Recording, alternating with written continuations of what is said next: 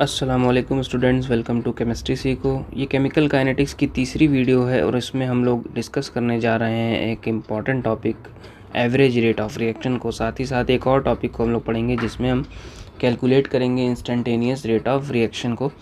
तो वीडियो को एंड तक देखिएगा ताकि आपको पूरी बातें समझ में आ सकें, और अगर कोई डाउट या कोई क्वेश्चन है तो कमेंट सेक्शन का ज़रूर यूज़ कीजिएगा। तो चलिए शुरू करते हैं। सबसे पहले हम लोग बात करते हैं एवरेज रेट की। ठीक है, तो average rate of reaction basically rate of reaction होता है जिसको हम लोग कैलकुलेट करते हैं किसी एक फिक्स्ड इंटरवल ऑफ टाइम में, ठीक है ना, या चूज़न इंटरवल ऑफ टाइम में।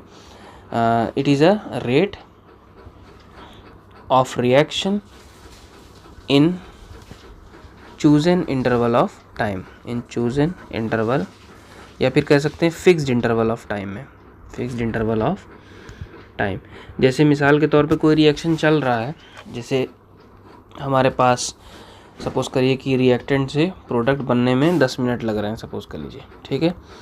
तो 7वें मिनट से लेके 8वें मिनट के बीच में क्या रेट रहा होगा, इसको कैलकुलेट करना हो तो हम कैलकुलेट करते हैं किसको, एवरेज रेट को। ठीक है, मतलब कोई रिएक्शन प्रोसीड हो रहा है, ए से लेके बी तक जा रहा है, तो उसके दौरान जैसे उसको कंप्लीट करने में मान लीजिए 10 मिनट लग रहा है या 20 मिनट लग रहा है, तो अगर 20 मिनट लग रहा है तो 11वें से 12वें मिनट में क्या रेट रहा होगा, 12वें से 13वें में क्या रहा होगा, इसको हम लोग कैलकुलेट करते हैं एवरेज रेट से।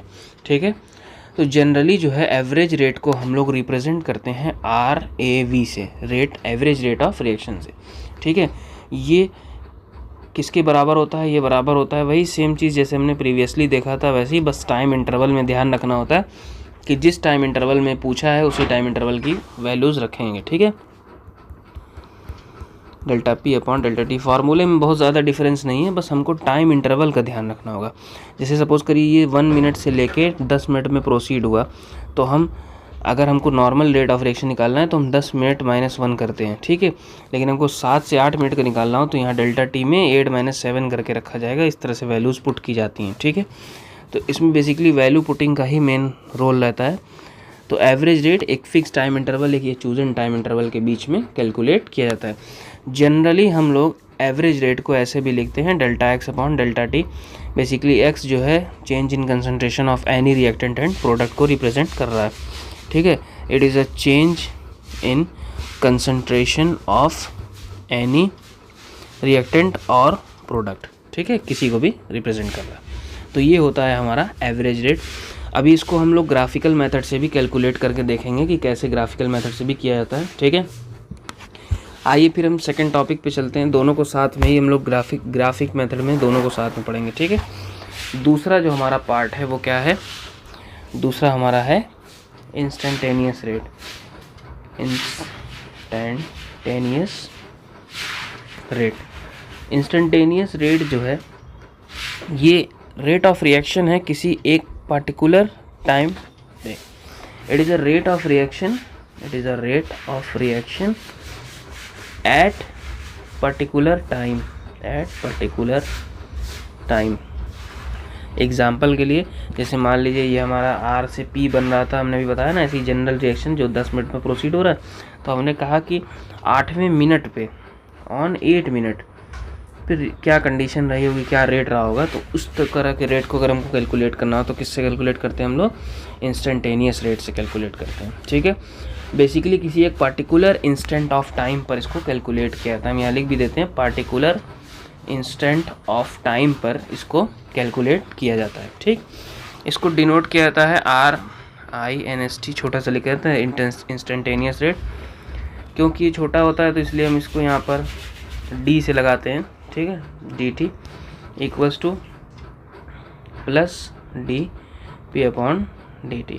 ठीक है, यहाँ पर हमको इंटीग्रेशन वगैरह भी करना पड़ता है इसको शॉर्ट करने के लिए। ठीक है, तो ये था हमारा इंस्टेंटेनियस रेट, मतलब एक किसी पार्टिकुलर टाइम इंटरवल पे। जैसे रिएक्शन चला 10 मिनट लगा, तो दूसरे मिनट पे क्या रेट है, तो ये इंस्टेंटेनियस रेट होगा। दूसरे से लेके 5वें मिनट के बीच में क्या रेट है, तो ये हो गया हमारा एवरेज रेट। और 1 से लेके 10 मिनट में कितना वो हुआ, तो इसको कहते हैं हम लोग रेट ऑफ रिएक्शन।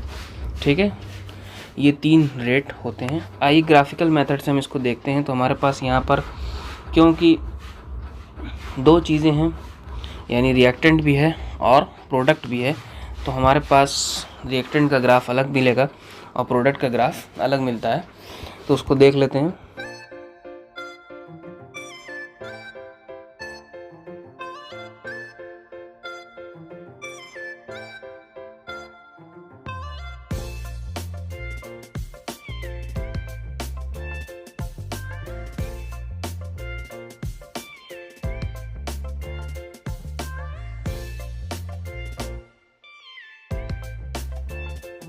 तो टाइम पे यहाँ पर हम मान लेते हैं ये T1 है, ठीक है। इस दौरान जो कंसंट्रेशन में रेट है वो क्या, जो कंसंट्रेशन है रिएक्टेंट की, क्योंकि अभी हम रिएक्टेंट के कर्व पे चल रहे हैं, तो इसका कंसंट्रेशन क्या होगी, मान लेते हैं इसकी कंसंट्रेशन हमारे पास R1 है, ठीक है। टाइम T2 के बाद उसकी कंसंट्रेशन कम हुई होगी, तो यहाँ पर हमको ये एक पॉइंट मिल रहा है T2, तो ये हो गई हमारे पास R2, ठीक है। तो यहाँ से इस पॉइंट से, इस पर्टिकुलर पॉइंट से लेके इस पर्टिकुलर पॉइंट तक जो भी रेट ऑफ रिएक्शन होगा वो क्या हो जाएगा, हमारा एवरेज रेट हो जाएगा। क्या हो जाएगा, एवरेज रेट। और इसको कैलकुलेट करने का तरीका ये है कि R2 minus R1 upon T2 minus T1, इस तरह से हम लोग इसको ईजिली कैलकुलेट कर सकते हैं एवरेज रेट को, ठीक है। अगर हम किसी एक पार्टिकुलर इंस्टेंट पे के बात करेंगे, तो पार्टिकुलर इंस्टेंट पे बात करें, सपोज करिए इस पॉइंट पे हमको कैलकुलेट करना है, तो यहाँ पर हमको एक कर्व में ट्रायंगल बनाना पड़ेगा, ठीक है, जिससे हम स्लोप कैलकुलेट करेंगे। तो ये जो पॉइंट है ये हमारा क्या हो गया, ये हमारा हो गया R इंस्ट, ठीक है, इंस्टेंटेनियस रेट। तो इससे हमको मिलेगा क्या, निगेटिव dr अपॉन dt, या स्लोप जो होगी निगेटिव होगी। अब यहाँ ट्रायंगल बन रहा है, तो हम यहाँ से स्लोप को tan थीटा रख के आराम से कैलकुलेट कर सकते हैं इसकी वैल्यू, ठीक है। तो ये हो जाता है हमारा एवरेज रेट और इंस्टेंटेनियस रेट ग्राफिकल मेथड से। अब प्रोडक्ट के केस में बात करें, तो प्रोडक्ट के केस में भी अगेन हमको क्या करना पड़ेगा, दो पॉइंट को कंसीडर करना पड़ेगा। तो जैसे मान लेते हैं, चलिए पर्टिकुलर टाइम इंटरवल T1 पे हमारे पास ये कंसंट्रेशन P1 मिल रही है, ठीक है। अब कुछ टाइम के बाद सपोज करते हैं हम यहाँ पर आ गए, तो T2 पे हमको क्या मिल रही है, P2 मिल रही है, ठीक।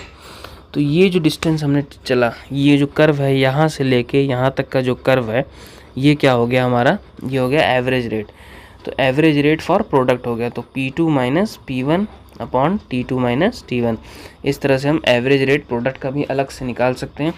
और अगर हमको एक पर्टिकुलर इंस्टेंट पे बनाना हो, तो यहाँ पर हमको एक कोई पार्टिकुलर ले लेते हैं इंस्टेंट, यहाँ पर ऐसे एक टेंजेंट खींचेंगे, इससे हम क्या बनाएंगे, एक ट्रायंगल बनाते हैं स्लोप कैलकुलेट करने के लिए।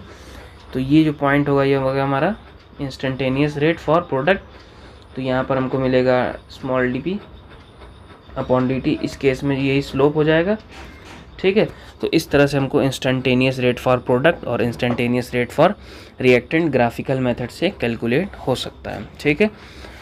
ज़्यादातर मोस्टली जो क्वेश्चंस आते हैं वो इंस्टेंटेनियस के बजाय एवरेज रेट से रहते हैं, या फिर सिर्फ रेट ऑफ रिएक्शन रहता है, लेकिन still we can calculate both from this method. So here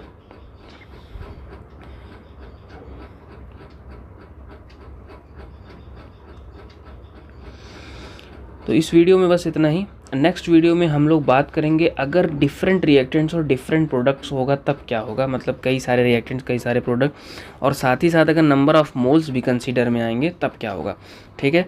तो इस वीडियो में बस इतना ही। कोई डाउट हो, कोई क्वेश्चन हो तो कमेंट सेक्शन में ज़रूर पूछिएगा, और अगर वीडियो पसंद आई है तो इसको लाइक कीजिएगा और भी स्टूडेंट से शेयर कीजिएगा ताकि उनका प्रॉफिट हो सके। Thank you.